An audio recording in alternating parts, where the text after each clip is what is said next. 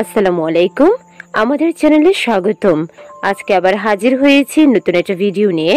আজকের ভিডিও গর্ভাবস্থায় বসা, দাঁড়ানো বা হাঁটার ধরন কেমন হওয়া উচিত। আজকের ভিডিওটা প্রতিটা গর্ভবতী মা এবং তার অনাগত শিশুর জন্য খুবই গুরুত্বপূর্ণ। তাই রিকোয়েস্ট রইল শেষ পর্যন্ত দেখার। অল্প একটু ভিডিও দেখে স্কিপ করবেন না প্লিজ। ভালো লাগলে চ্যানেলটিকে সাবস্ক্রাইব করতে ভুলবেন না। একজন গর্ভবতী এবং অনাগত সন্তান যাতে সুস্থ থাকে তার জন্য যা যা করণীয় গর্ভবতী মা সবকিছুই করার চেষ্টা করে। হয়তো বা অনেক কিছু তার অজানা, তবে গর্ভাবস্থায় একজন গর্ভবতী কিভাবে বসবে, ঘুমাবে, দাঁড়াবে, এমনকি হাঁটাচলা করবে, সবকিছুরই নর্মাল সময়ের থেকে কিছুটা ভিন্নতা রয়েছে। এই ধরনের পোস্টার বা ধরন আপনার জানাটা খুবই গুরুত্বপূর্ণ। আজকে আমরা যে পোস্টার বা ধরনগুলোর কথা উল্লেখ করব, এগুলো যদি মেনে চলা যায় তাহলে গর্ভের বাচ্চা এবং গর্ভবতী দুজনের জন্য নিরাপদ। এমনকি এগুলো মেডিকেলি রেকমেন্ড করা হয় একজন গর্ভবতীকে মেনে চলার জন্য। তাহলে চলুন প্রথমেই জানা যাক গর্ভাবস্থায় বসার ধরন কেমন হওয়া উচিত। একজন গর্ভবতী হিসেবে আপনি হঠাৎ করে বসতে পারবেন না বা হুট করে উঠতেও পারবেন না। বসার সময় কমফোর্টেবলি স্ট্রেট হয়ে বসতে হবে, তাহলে বাচ্চাও গর্ভের মধ্যে নর্মাল পজিশনে থাকবে। আর আপনি যদি আপনার কোমরের অংশটাকে একটু বাঁকা করে রাখেন, সেক্ষেত্রে বাচ্চা একটু বাঁকা হয়ে থাকে, নিঃশ্বাস নিতে একটু সমস্যা হয়। সোজা হয়ে বসতে গেলে যদি আপনার পিছনের অংশের সাথে পিঠের অংশ মাঝে একটু গ্যাপ থাকে, তাহলে আপনি বালিশ ব্যবহার করতে পারেন। বালিশ ব্যবহার করলে আপনার শরীর খুব ভালো করে ব্যালেন্সড হবে। আর কখনোই চেষ্টা করবেন না ক্রস মানে এক পায়ের উপর আরেক পা দিয়ে বসতে। বসার সময় মিনিমাম 5 সেন্টিমিটারের একটা গ্যাপ দিয়ে বসবেন।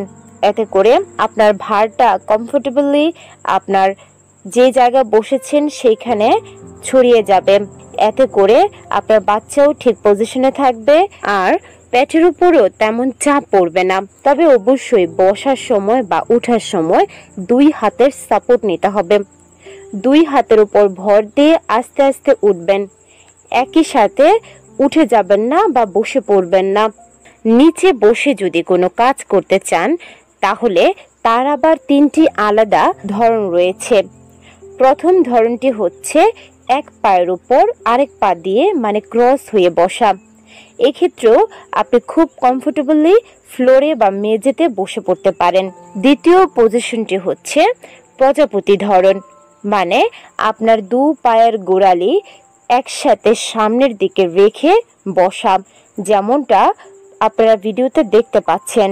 বসার 3 নম্বর ধরনটি হচ্ছে স্কট পজিশন। এই পজিশনে আপনার 2 পায়ের মাঝখানে বেশ অনেকটা জায়গা ফাঁকা রেখে হাঁটুর উপর ভর দিয়ে বসা। বাটারফ্লাই আর স্কট পজিশন নর্মাল ডেলিভারির ক্ষেত্রে এক্সারসাইজ স্বরূপ কাজ করে। এতে করে আপনার স্ট্রেংথ বাড়ে, নর্মাল ডেলিভারির জন্য নিচের দিকে পুশ করতে সহায়তা করে।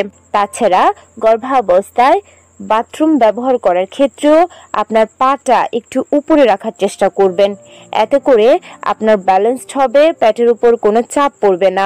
এখন জানাবো গর্ভাবস্থায় হাঁটা বা দাঁড়ানোর ধরন কেমন হওয়া উচিত।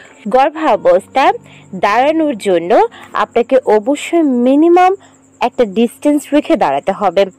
অবশ্যই সেটা 5 সেন্টিমিটারের কম নয়। এতে করে আপনি কমফোর্টেবলি দাঁড়াতে পারবেন। এমনকি আপনার মেরুদণ্ড বা পিঠের পোষণটা সোজা রাখার চেষ্টা করবেন। অতিরিক্ত সামনের দিকে বা পিছনের দিকে ঝুঁকে দাঁড়াবেন না।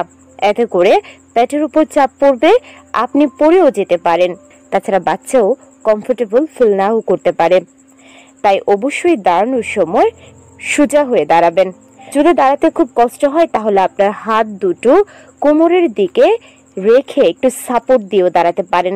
হাঁটার সময়ও সেম একই ফর্মুলা অ্যাপ্লাই করতে হবে, মানে মিনিমাম একটা ডিস্টেন্স রেখে আপনার 2টা পা সামনে পেছনের দিকে চলতে হবে। আর অবশ্যই খুব জোরে হাঁটবেন না, আস্তে আস্তে হাঁটবেন এবং আপনার পায়ের পাতার উপর ব্যালেন্সড করে হাঁটতে হবে। যদি পায়ের পাতার উপর ভর না দিয়ে আর মিনিমাম ডিস্টেন্স না রেখে হাঁটেন, সেই ক্ষেত্রে স্লিপ খাওয়ার সম্ভাবনা বেশি বা আপনার হাঁটতে সমস্যাও হতে পারে। আশা করছি ভিডিওতে উল্লেখিত ধরনগুলো যদি আপনি অবলম্বন করেন তাহলে অবশ্যই গর্ভাবস্থায় আপনি এবং আপনার সন্তান খুব ভালো থাকবে। গর্ভাবস্থায় যেহেতু সারাক্ষণ শুয়ে বসে থাকা যাবে না বা যে কোনোভাবে চলাফেরা করা উচিত না, তাই সঠিক নিয়ম বা পন্থা অবলম্বন করলে নিজে ভালো থাকা যাবে, সন্তানকেও ভালো রাখা যাবে। ভিডিওটা যদি ভালো লেগে থাকে অবশ্যই চ্যানেলটিকে সাবস্ক্রাইব করতে ভুলবেন না। আজকের মতো বিদায় নিচ্ছি। আল্লাহ হাফেজ।